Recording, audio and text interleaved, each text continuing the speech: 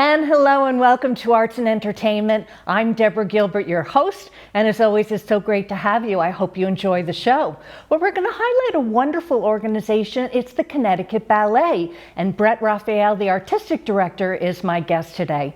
And Brett, thanks so much for being here. It's a pleasure to have you. Thank you for having me. This is exciting. Oh, I'm so glad. Thanks again for accepting the invitation. Happy to talk about ballet. Yes, Anytime. exactly. What I like to do in the beginning of the show is introduce the guest to the viewer. So if you'd be kind enough to tell us about your background, take us back, tell us about yourself. Well, I started dancing when I was 10. Both of my parents were academics, but my mom sort of flirted with modern dance in New York City back in the 50s and 60s. And introduced me to everything. They would take me to the ballet, and it was part of our family practice and enjoyment of the arts. So it was eclectic, and my mother was an anthropologist and taught at Yale and other places. And my father was in mass communications, so I'm kind of a journalism geek. And I started dancing at 10, and I discovered I loved it, and then I started performing with some small children's roles in New York City and touring companies, and I got the bug. And then I ended up at the School of American Ballet training, and then went on to dance with several companies before starting Connecticut Ballet at age 26. So it was awfully young to be launching a company. So normally somebody would be handed that job or dream up a company in their 30s, maybe when their career is winding down. In my case, I was still actively dancing. So I had at least 15 years of dancing with the company before retiring and concentrating on choreography and direction. And we're now 40-something years old. So we have over 125 ballets in the repertoire. It's crazy, but time goes on, and we've done a lot, including 8 full lengths. Did you know as a child that you were going to be dancing? Was that a calling of yours at an early age? I was very hyperactive, let's just put it that way. I was probably, I love sports, and I was into academics and just about anything. I played the classical guitar, but then dance was just this performance outlet, and I fell in love with so many great artists that my parents were able to introduce me to. So basically, I was introduced to this new art form, and that's something parents drive, don't they? I mean, they're the drivers. They take you and sit you in the seat, and all of a sudden you see the Bolshoi Ballet at the old Metropolitan Opera House, and you just can't believe what you've seen. And the men were such great dancers. So that was my imprint. And then I went on to do, a lot of contemporary dance as well in New York City. And when I lived in the city, I even took 3 weeks with composition with Merce Cunningham. I mean, I explored a lot of different outlets for dance, and I bring all that to the table. I think our repertoire is very, very diverse. Of course, we do the big classics, but we also do many commissioned pieces, even from West African choreographers, and it's not ballet with a big B. It's ballet and everything else, movement-wise, because I love theater and I love poetry and literature. So we want that to be the broad dance diet that we present to Connecticut. Did you know as you were dancing that ballet was going to be kind of your thing, or you were just mentioning many types of dance? Was it all part of your repertoire as you were growing up? That's interesting. Well, the academy that I started at had, as part of its curriculum, Graham modern dance, Limon modern dance. So I was introduced at a young age to these other types of dance, and they were also dancing interesting pieces, which were very far from classical ballet. So I was sort of moved along by that, and I just hooked with the potential for movement. Of course, classical is my first love. I mean, I teach classical ballet. I'm not a contemporary teacher, but I always program that at our affiliated school in our summer intensives. You can be taking anything from flamenco to Horton modern dance to figure drawing and Pilates and yoga and all of those disciplines that help you become this broad artist with a lot of capability. And today's choreographers, frankly, need that. They need that depth. Whereas back in the day, I think you were either a classical or a contemporary dancer, or even a character, folkloric dancer. There was that path as well. And I chose the classical. You were mentioning as you were growing up and you got into your 20s, you created the Connecticut Ballet, you're saying at 26. What made you do that? I did want to choreograph, and I felt the best vehicle for that would be to have my own company that I was cultivating. And at that time, the Stamford Center for the Arts had been announced as a new arts facility for Fairfield County. And I thought, this might be a place where we could find a home and foster our company repertoire and have a performance opportunity. And then we began to do that at the Stamford Center for the Arts as a resident dance company. Mindful that in those days, the Hartford Ballet and Nutmeg Ballet were still active and going strong and in their heyday. So we were just little upstarts. I mean, we literally had a tiny budget, but I managed to get Jacob's Pillow interested in showcasing us in the Jacob's Pillow Dance Festival. So we were on a program called All That Glitters. And I brought some guest stars, and I brought about 10 dancers up, and we got a fantastic review in the New York Times, which really put us on the map. All of a sudden, we've happened. And so we then got a little jump start to get enthusiasm, get some donors around it, get some state support, and we were off and running. Of course, in this art form, it's about selling tickets. It's about earning the revenue. We started school programs, educational work, everything we can do to support the organization. Because it's not only a contributed base. It's not only old school where a donor says, I'm going to give you $1 million and I want to have a company. That model is gone. So it's a combination of corporate and foundation and individuals who are very generous to support the dance company. Now you're saying that you were in Stamford to start with. When did you move over to Hartford? You're in Hartford, Connecticut, correct? That's right. We have a base in Hartford and Stamford. It's been 20 years we've been performing at the Bushnell this coming year. It'll be our 20th year.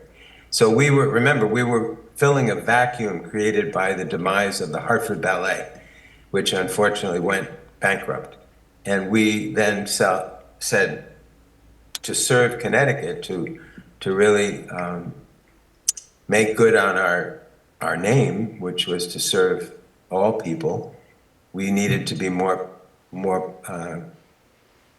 visible and more connected in Hartford, and that's what we started to build.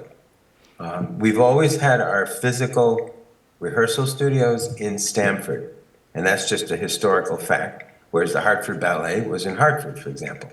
But we've been much more abroad in our programming. We perform at the University of Bridgeport. We started performing at the Schubert, the Paul Mellon Arts Center, in Yukon, Jorgensen.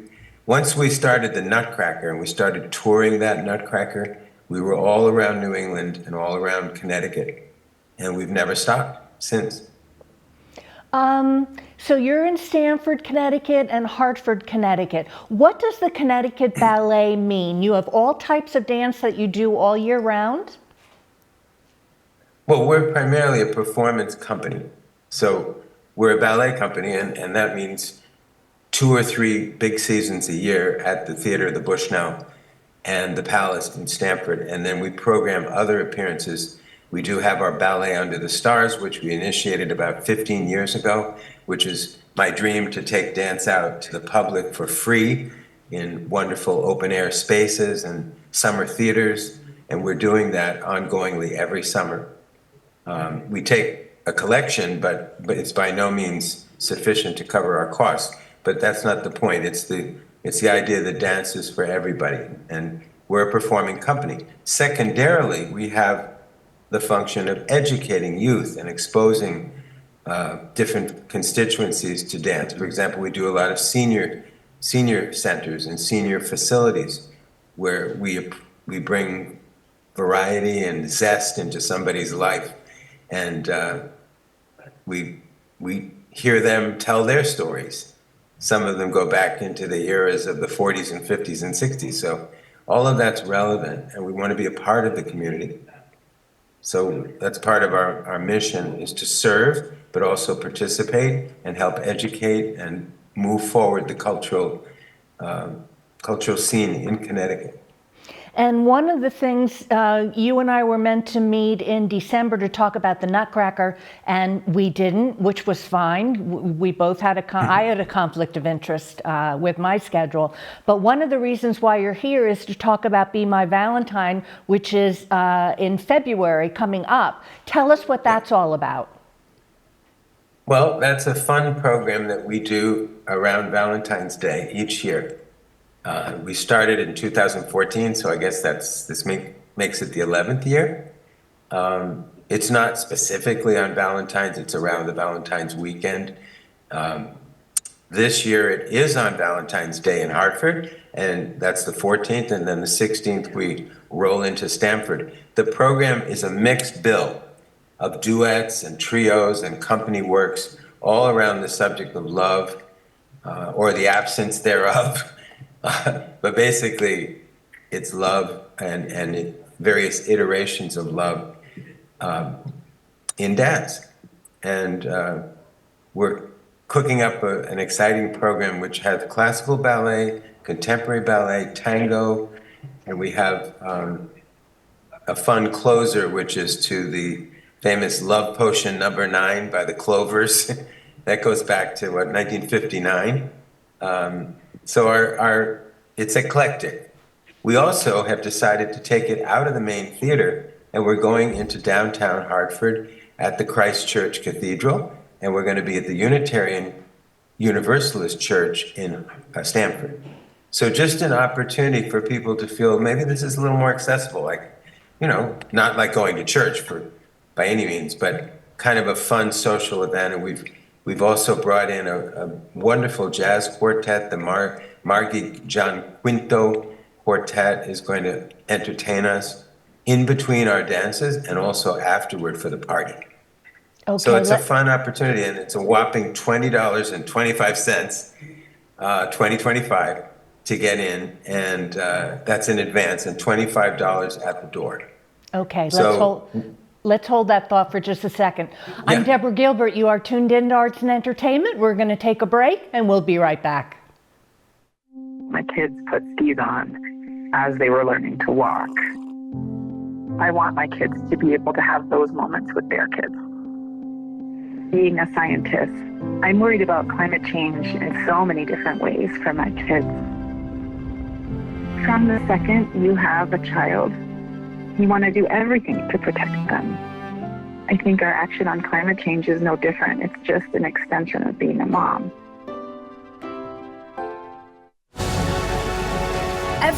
Every day, millions of people are connecting.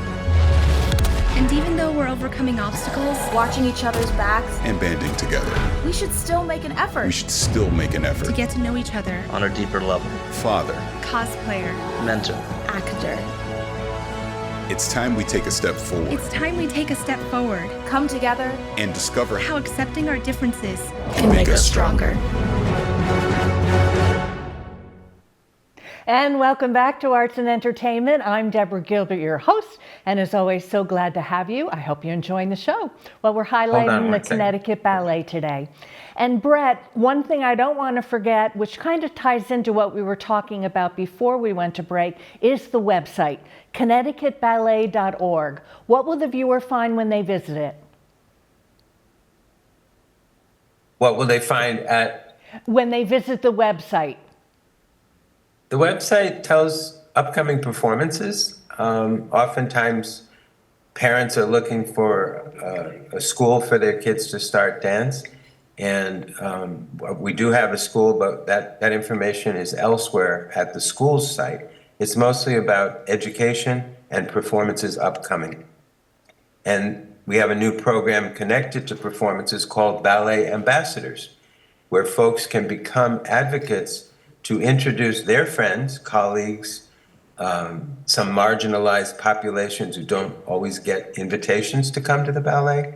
So we make tickets available. These are subsidized tickets to bring new people to see us and maybe get hooked like I did and excited to come and see our repertoire. You'd be surprised the number of people who have an image in their mind of a black tie, got to be in a big gown and go to the ballet. Well, that's possible for a big gala event, for example, but nowadays it's more casual. It's Saturday, Sunday matinee. It's where, put a little jacket on and enjoy and bring your friends or even your jeans. This is totally a new way of looking at dance and presenting dance. And also introducing classics to new people. It's not everybody's cup of tea, so we want to meet them, have them meet the dancers. There's usually that wow factor, like I can't believe what kind of athlete you are. It's incredible what you do with your body. And then we talk over a glass of wine, or we do special background events for our ambassadors where they get to meet the artistic director, they meet the choreographer, they get to chat with the dancers about the pieces that they're seeing. So it's more connectivity. If one is unfamiliar with something, for example, I don't know really much about jazz, but if I was able to sit in on a jazz session and hear the jazz musicians talk about their work, I might be a lot more interested by the end of that half hour. So that's kind of where we're going with it, introducing the art form to new people. Now, your title is Artistic Director. Can you tell the viewers what that means? What are your responsibilities? Endless. I mean, I'm also the CEO, so I do the development work. I help raise the money with our board. I administer the company. I program the ballets. I schedule way out ahead with the theaters. I coordinate with our marketing team. It's a varied schedule during the day. We don't work year-round with the dancers, so there are many weeks in between our work sessions. For example, Nutcracker ends at the end of December, and we have a little time off before we start with Be My Valentine. And after Be My Valentine, there's a bit of a hiatus before the spring season. But that gives me a chance to catch up and move forward with planning or doing educational residencies, outreach programs in the community, which we do all around the state, New London, Danbury, Greater Hartford. We've done over, I would say 300,000 children have seen our educational programs since 1990. That's a lot of children, and they're all, some of them grown up now with their own kids experiencing us, which is fun. That's a good question that you mentioned, a varied schedule. What does your schedule look like for 2025? Have you even thought into 2026? Oh yes, we're looking at a full-length ballet in the fall, a Nutcracker, and then Be My Valentine, and then another spring season in 2026. So we kind of look at the year like you would the school schedule, September to June, and then there's summer, and with us it's not a summer vacation because we're busy doing Ballet Under the Stars. So yeah, I'm always advancing it and trying to think about what the next hurdle will be, whether we're reviving a work whether we're commissioning a new work. I try to see as much dance and art in the state as possible, and in New York City, which is the capital of dance in our country, so that I'm always finding new blood to bring in. And that brings up new dancers. We're auditioning dancers too. They come and go after a while. They have other opportunities. There's a life cycle of a dancer, which might be early 20s to early 30s, and maybe they decide to move on or go back to school and get their master's, or, there are many things that come up. So it's a long-term commitment, and I'm excited for this coming year. We're right in the middle of it, and I'd love people to come and check out Be My Valentine, and we'll be back in the spring. We have a May season in Stamford and Hartford, and then we'll be back in July all around the state, which includes Danbury, Westport, West Hartford, and we're still nailing other venues. So if anyone is go ahead. connected with a venue and you'd like to bring Connecticut Ballet to your town or city, we would love to talk to you about that. I mean, it's a logistical issue because some cities have summer series, but others have a little postage stamp where they put a jazz quartet, but it won't be suitable for 16 dancers. So we have to find a way to make it work. We often build our own stage if we can get the go-ahead to bring it and present it properly to the public. You were mentioning dancers and their time of ability to be able to dance. How, we may have some dancers that may be watching us now. How do they audition for you? How do they find you to be able to perform? That's a great question. I thank you. Basically, go to the website and there's an audition pull down, and you would send your resume. You would email us. And these days we have Vimeos and videos attached of you doing excerpts or classes, and then we will get in touch with you as to when you can come and take class, either an advanced class at the school or a company class, which is when the company's in rehearsal. You basically join us, and I get to see you with the company dancers. And it's a process. I often ask dancers back a couple of times, kind of want to get to know everybody and find out who they are as people and what their aspirations are and how they might meld into our family, which is the company dancers. It really is a family when you're dancing that intensively together for months and years. You become very close.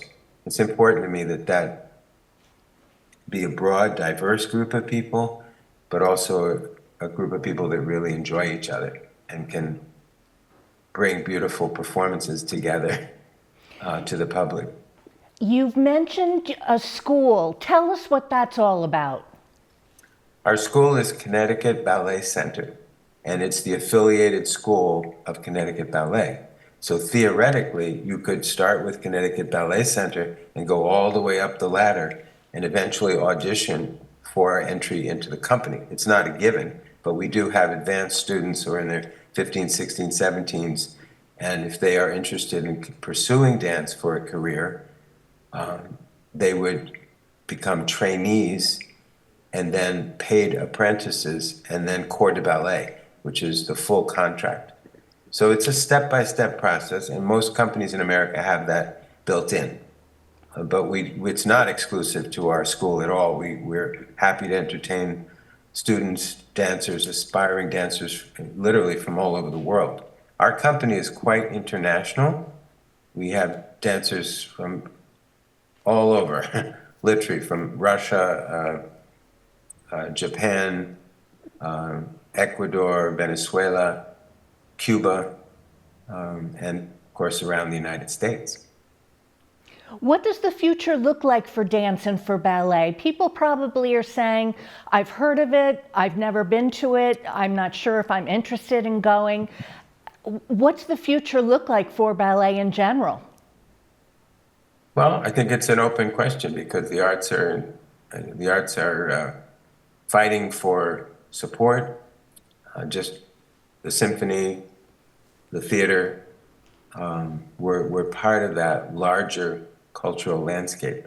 So dance is definitely part of our culture. I mean, dance is very popular today.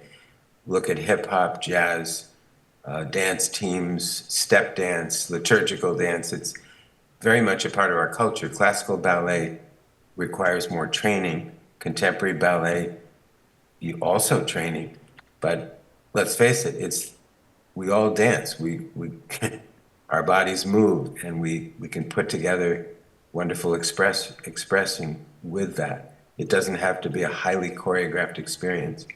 So I'm not sure what the crystal ball says. It all comes down to funding. The National Endowment for the Arts is under threat right now. We have an administration which is really not supportive of the arts and has already indicated the possibility of reductions, which is the wrong direction, totally wrong.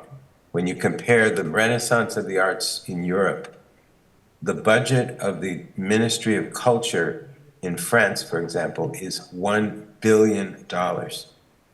Our National Endowment for the Arts, the budget is $175 million for all of America. So that's shameful. We need to change that. The state budget also needs to be addressed. So I'm advocating for arts across the board here, and we're part of that mosaic. Okay. Well, I want to thank you very much for being here. We have run out of time, so thank you for your time. It's been very informative. Thank you, Deb, for having us. Okay. Really appreciate it. I'm Deborah Gilbert. You've been tuned in to Arts and Entertainment. In case you need to reach me, I'm at artsandentertainment@mail.com. Well, I hope you have a super day today. Thank you so much for tuning in, and I'll see you next time.